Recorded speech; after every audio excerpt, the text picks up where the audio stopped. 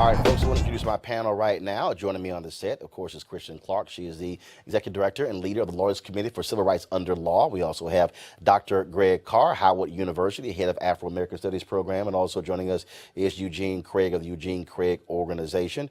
I'm sorry, Eugene is with us, all right? So how you doing, folks? Good. Good. How you? All right, so I want to start this with, of course, the orange one. We have the Brett Kavanaugh hearing taking place on Monday, we think. Now this battle is going on because Republicans want to insist that the woman who's accusing him of sexual assault testify before he does. Now, if we go back to the Clarence Thomas hearing, Anita Hill testified first, and then Clarence Thomas testified. They forced that to happen in prime time. Kristen, your thoughts in terms of, again, the chess match that is going on here, where Ford says she wants to testify after Kavanaugh. You know, it's a travesty. It's been 27 years since Anita Hill, and we've learned nothing. It's been tragic seeing the Senate literally stumbling over itself this week, trying to figure out how to do it the right way. But what we know is that how they're handling the alleged sexual assault allegations that have been made by Dr. Ford have been all wrong. What should have happened is President Trump should have ordered the FBI to investigate. We know that there are individuals who may have relevant information. There are all kinds of individuals who know both Kavanaugh and Dr. Ford who have surfaced and signed letters and allegedly were at the party in the home where the incident happened. The FBI knows how to extract information from people who claim today that they may know nothing.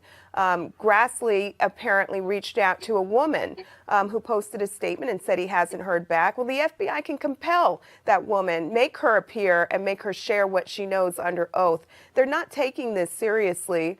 And what this does is it sends a dangerous message to girls and women across our country who have experienced sexual assault. Right now, we're watching the senators send them a dangerous message that they don't matter, that they won't be taken seriously, that we really don't want to hear what you have to say. And I think that's incredibly unfortunate. But at the end of the day, this is a high-stakes battle. It's our nation's highest court. And if we're going to put somebody up there for a lifetime, they need to have unimpeachable credentials. Greg Carr, someone tweeted earlier that because Dr. Ford has said she's been sexually assaulted, if she was called to serve on a jury, she could not serve on a jury of a case involving sexual assault. And the person said, yet Kavanaugh can rule on any case that involves sexual assault. Absolutely. Well, I mean, what we're seeing at the end of the day is naked power. Mitch McConnell can count. He's clearly got the votes. And that includes two women who, if they thought of themselves as women, should be ashamed of themselves. Of course, thinking about Collins and Murkowski. No one has asked Tim Scott what he's going to do. He's a yes in the yes column. They can count. So they're going to put Kavanaugh on the court. These are elite white males, 11 of whom are going to try to torture this Dr. Ford next week if she indeed testifies. And they're looking for female lawyers to staff them so it doesn't look so obvious. But at the end of the day, even as many of her classmates have signed a letter saying that this culture of alcoholism and sexual assault was rampant at Georgetown Prep and other places, what we're seeing is a handful of elite white males backed by rich folks, rich white males, who have decided this is their last chance to hold on to power. This has nothing to do with ethics or morals, brother. But here's the thing for me, Eugene. Everyone is talking about, obviously, Murkowski and Collins being critical. But we also, of course, you have Donald Trump, who sent this tweet out. Henry, go to my iPad, please. Trump sent this tweet out this morning, which has enraged lots of people. I have no doubt that if the attack on Dr. Ford was as bad as she says, charges would have been immediately filed with local law enforcement authorities by either her or her loving parents. I ask that she bring those filings forward so that we can learn date, time, and place. Well, obviously, you've seen a number of women tweet out their own personal stories of how they did not say anything for 5, 10, 15, 20, 30 years. Ashley Judd talked about it herself. Simone Sanders discussed being raped as well on social media. Zelina Maxwell has talked about it as well. And so this dude is so clueless because he acts as if women have not been traumatized and are afraid to even go to law enforcement. Yeah, even the women that have accused him of particular things have not technically have not gone to law enforcement. But it was an idiotic statement to make. I think it was an asinine statement to make. We knew it was just a matter of time before he decided to come out and quote unquote start swinging again.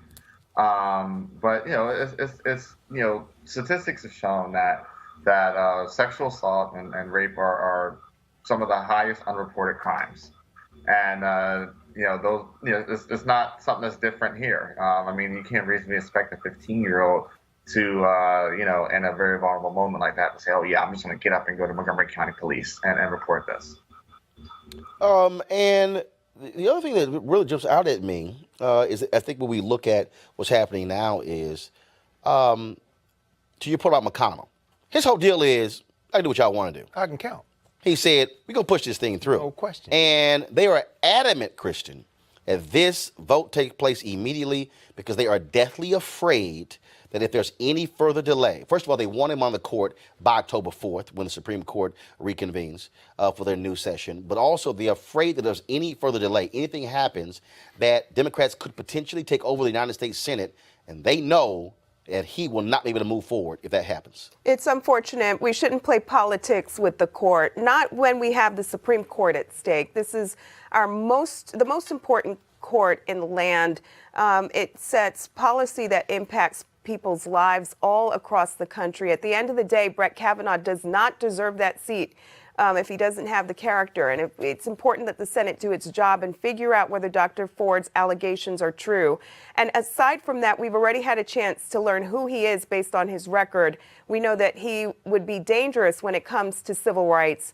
He is somebody who would be hostile on civil rights matters that go before him. I hope the Senate takes Dr. Ford's claims seriously. The whole country is watching right now, and I think that what they've done this week really has ripped a Band-Aid off of the wounds of sexual assault victims in our country. It's important they slow down, do the right thing, let her be heard, and then have a vote at the end of the day. Last point on this hearing, go to my iPad. What you'll see here, folks, is that we talked about Lisa Murkowski as well as Susan Collins, but there are 6 Republican women. 6. You have, of course, Lisa Murkowski from Alaska. You have Joni Ernst from Iowa, Susan Collins of Maine. You have Cindy Hyde-Smith of Mississippi. And then you have Deb Fisher of Nebraska. And finally, Shelley Moore Capito of West Virginia. And so the pressures on Collins and Murkowski, Eugene, last one for you. But again, there are 6 Republican women, 4 who aren't saying jack about this issue of sexual harassment. Yeah, which I think is absolutely crazy, being that, Joni Ernst, hails from the great evangelical Iowa. But more importantly, Shelley Moore Capito went to the same school as Dr. Ford. And I know that I saw the same reports earlier that the letters that are being circulated in support of Dr. Ford, a lot of the alumni there are putting pressure on Senator Capito to actually sign on to it.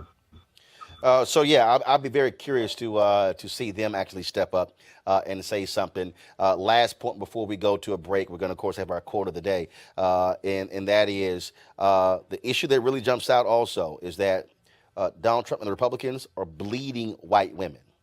They're bleeding white women. They're bleeding when it comes to independence as well. So the question then is, what happens in November? How Ford gets treated on Monday, if she testifies, could somehow come back to haunt them. Even though 53% of white women voted for Donald Trump, as Tamika Mallory said yesterday, that could still have an impact. And so we'll see what happens on Monday.